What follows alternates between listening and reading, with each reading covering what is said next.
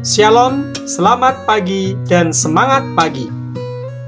Kali ini kita akan membahas refleksi materi KD 33 dan 34. Materi KD 33. 8. Allah menyampaikan 10 firman-Nya sebagai pedoman hidup.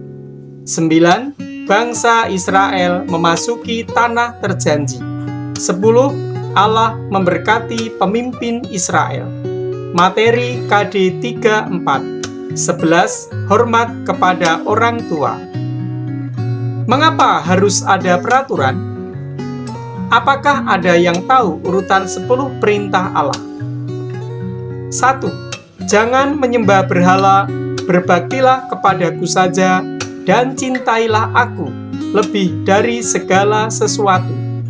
2. Jangan menyebut nama Allah Tuhanmu tidak dengan hormat. 3. Kuduskanlah hari Tuhan. 4. Hormatilah ibu bapamu. 5. Jangan membunuh.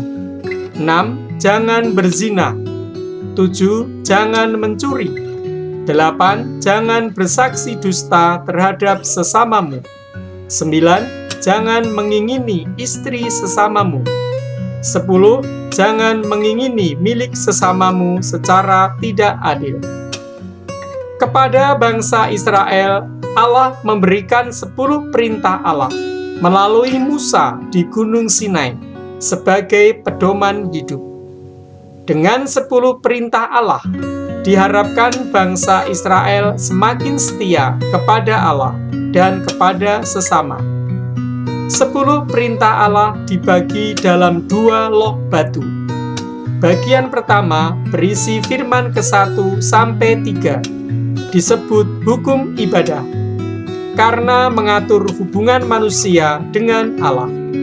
Bagian kedua berisi firman ke-4 sampai 10, disebut hukum sosial, karena mengatur hubungan manusia dengan sesama. Pesan Musa kepada bangsa Israel agar tetap percaya kepada Allah, mencintai Allah, dan hanya berbakti kepada Allah saja. Perkataan Tuhan kepada Musa di Gunung Nebo, "Inilah negeri yang kujanjikan dengan sumpah kepada Abraham, Ishak, dan Yakub. Kepada keturunanmu akan kuberikan negeri ini." Janji Allah tidak datang begitu saja, tetapi perlu usaha dan doa. Mengapa setiap bangsa membutuhkan seorang pemimpin? Apa ciri-ciri pemimpin yang diharapkan oleh masyarakat? Setiap negara atau kelompok membutuhkan seorang pemimpin, supaya ada yang menjadi penuntun jalan dan mensejahterakan rakyatnya.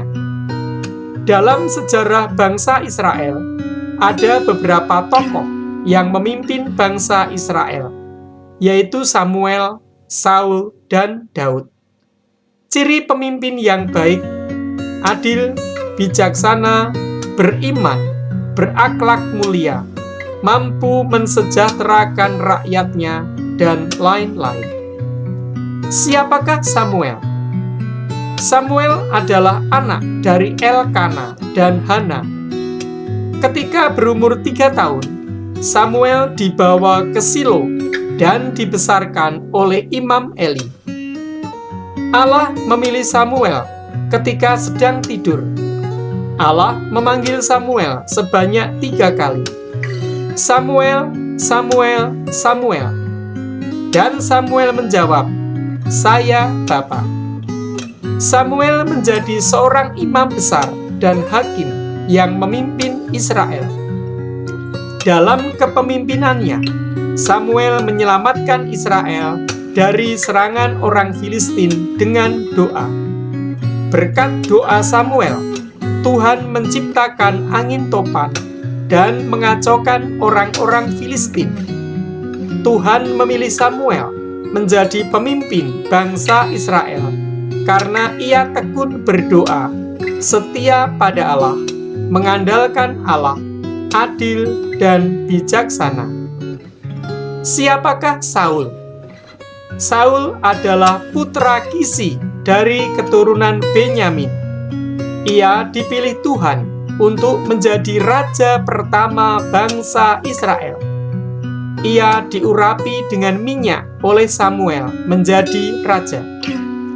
Saul menyelamatkan bangsa Israel dari serangan bangsa Amon dan Amalek dengan menyusun taktik peperangan dan dengan berani berperang membela bangsanya. Tetapi Saul pada akhirnya menjadi sombong dan melupakan Allah. Siapakah Daud? Sebelum menjadi raja bangsa Israel, Daud bekerja sebagai penggembala domba. Daud mempunyai kemampuan bermain musik, seruling, dan kecapi. Daud dipilih oleh Allah menjadi raja bangsa Israel.